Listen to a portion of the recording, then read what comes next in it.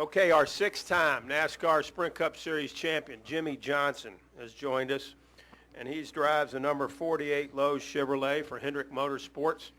Jimmie, you're coming to a track that you know where Victory Lane is for sure. And just talk about your mindset as you head into this race weekend. Certainly a very, very important race weekend for the 48 team. Yeah, it is. We're ready to go racing. I love competing at this racetrack, and I look forward to a great race Saturday night.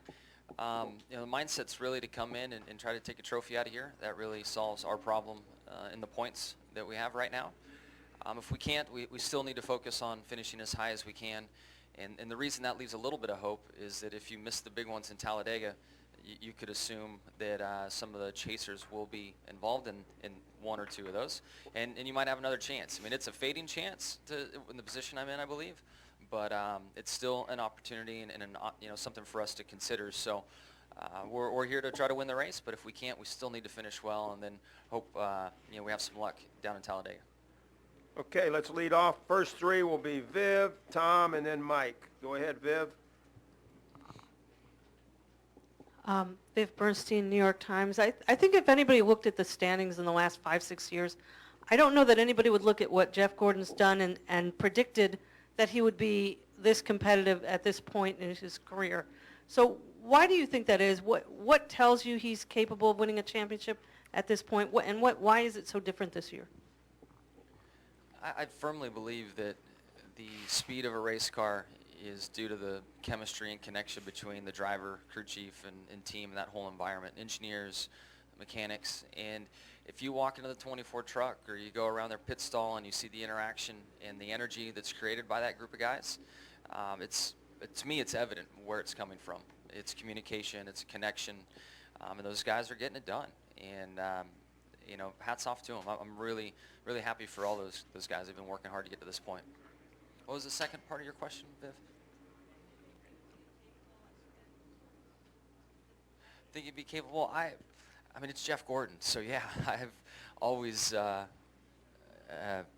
the utmost respect for his abilities in the car, and I think through the years, even though he hasn't had the championships to go with it, he's had a lot of momentum at the right time, and something freak has happened. If it's been a mechanical or a tire issue or a crash or something, I think last year he entered the chase hot and rolling, had some bad luck and wasn't a factor in the end. So I think he's kept us all on our toes, and then this year they've just been able to execute and continue to back it up week in and week out. We'll go to Tom, Mike here on the front, and then Eric. Go ahead, Tom. Hi, Jimmy. Tom Jensen, FoxSports.com. There's no polite way to ask this, but I'm going to ask it anyway. Last 15 races, you've only led 28 laps. Haven't led a single lap in the chase. What's going on, and what are you doing to fix it? Yeah, we're just not where we want to be, bottom line. We're working very hard to get there. The sport is not forgiving, and what you've accomplished in the past doesn't buy you a damn thing for the present. You've got to go out there and earn it and make the most of it. And we've been a 3rd to 5th place car, and we can finish there and run there, but we haven't been a dominant car.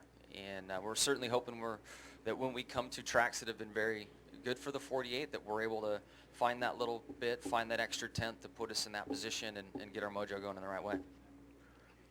All right, we'll go with Mike, front row, Eric, and then Alan Cabana. Go ahead, Mike. Mike Neff from FrontStretch.com. Jimmy, you obviously ran pretty well here in the spring, but you've been a little bit off here the last few weeks.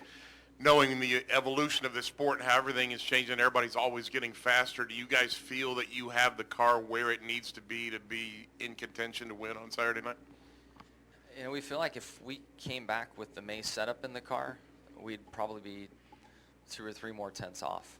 It seems that we're taking track records down by a couple tenths, even from a spring race to a fall race, and I would imagine that would kind of show true again here today. So you don't have a chance to sit still in the sport. You have to keep moving and progressing your race cars. Yep. Go Eric, Alan, and Bob. Go Eric. Raise your hand, Eric. Eric, Alan, Bob. Aaron Burns, National Speed Sport News, right here, Jimmy. Can you talk about who your heroes are in racing? Growing up, I grew up on the dirt and had a lot of different influences and heroes that I looked up to. Motocross was my starting point. So a bunch of names from that 80s, 90s era of dirt bikes, but most of all Rick Johnson from a motocross standpoint. And I've worked my way into off-road trucks and buggies, and Ivan Stewart, Walker Evans, and again Rick Johnson made it from 2 wheels to 4 and was still my hero at that point and a family friend. As I was tuning in, watching the big-time auto racing taking place, Alan Sir Jr. was awesome to see such a young guy out there racing with his dad.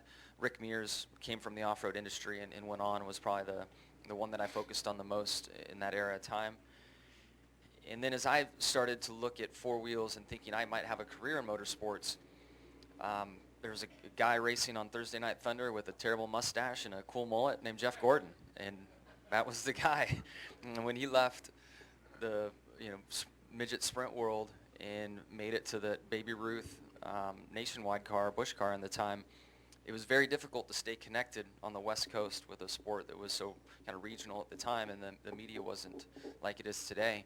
But I would try to keep up, and then once he made it to Cup, it was much easier to follow along. There's a couple other names in there too that I got to throw out, which would be Kelly Yarborough, Davey Allison, at different points in time that I kept an eye on. That's it. Let's go to Alan, Bob, and Reed. Go ahead, Alan. Alan Cavana, NASCAR.com. Jimmy, last time I think you were down and out in the chase. You went out and won 4 in a row and won the damn thing. Did you think about that, coming into a week like this when you have the race you did like in Kansas, and does that trigger anything in you to know maybe you can do it?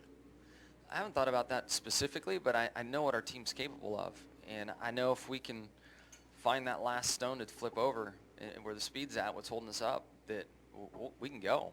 We're eagerly waiting for that moment in time to happen. So I feel like good tracks are going to help promote that and help us, find that way sooner. Dover, although we didn't lead a lap, we still were very competitive and ran 3rd. We're here at another great track. Martinsville's around the corner. We're hopeful to get on our way. We'll go Bob, Reed, and Claire. Go ahead, Bob. Bob Parker, Sporting News. Not that you want anybody else to have trouble, but several others did, and you have some company among the drivers trying to dig themselves out of a hole. How does that impact your approach and impact your chances? Yeah, that does change things, and it kind of ties back to my opening comments where we need to have a great finish here. Obviously, winning fixes our problem.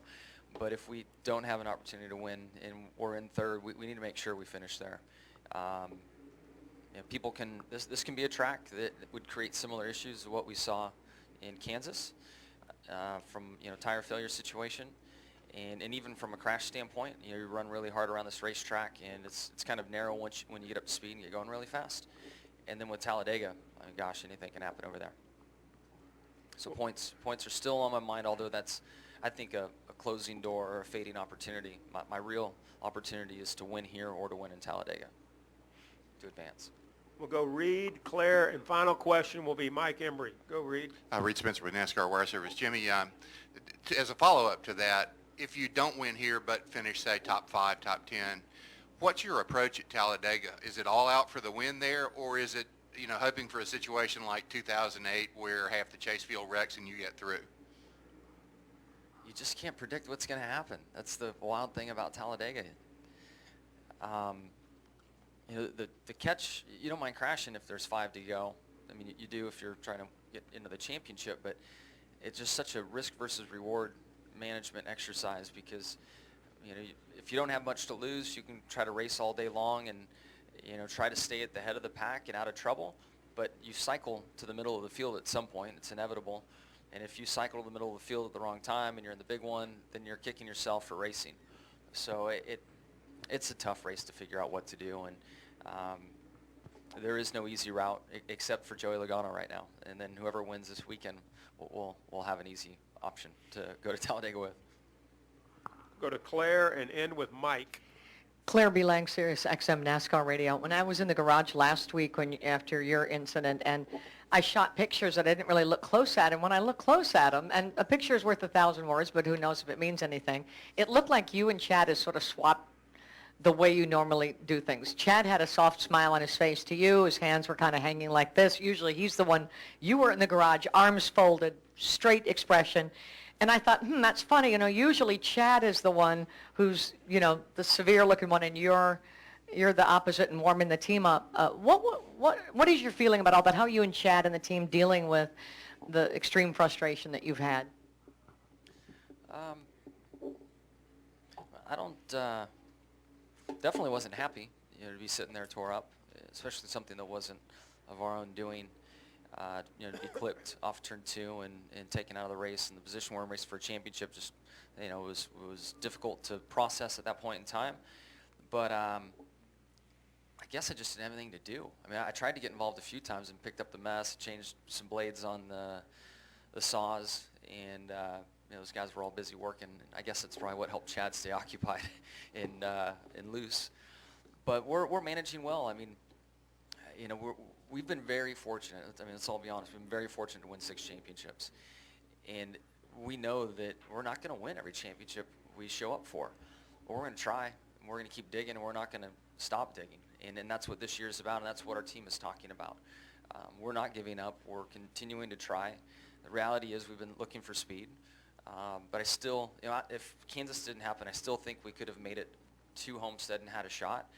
We still have a shot. The situation's changed some, and we've got to win. But this team loves adversity. This team thrives on it, and there's no quit in us. So we'll keep digging. Final question, Mike. Mike Embry, USA Today. Jimmy, does it surprise you that we're in Charlotte for a pretty big race, but a lot of the talk seems to be more about Talladega? I guess it's probably been like that, maybe. Maybe the format has heightened that some, because you only have 3 races to advance here. But from my own standpoint, I'm just thinking through the years of being in a good situation come Charlotte.